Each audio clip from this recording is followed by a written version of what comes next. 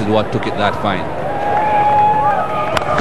Oh, that's one of the biggest hits you'll see. That's a magnificent hit. McCready's hit it up in the top of the stand, and this full house, they're loving it. That's as good as you'll see. When you can hit the ball as well as that and as far as that, why would you want to be backing away and improvising?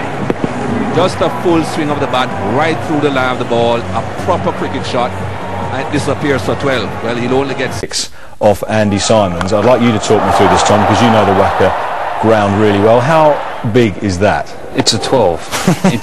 It's a huge hit. That's probably gone about 45, 50 metres beyond the boundary, and it looked like if the stand wasn't there, it would have kept going. I've never seen a 6 hit. That's the Printable stand it was hit into. I've never seen a 6 hit up into that first tier, which is an enormous hit. The biggest hit I've seen at the WACA was Mark Wars. That was the other end, though, wasn't it? At the other end against Vittori. So that was not only big as in long, but it was high as well.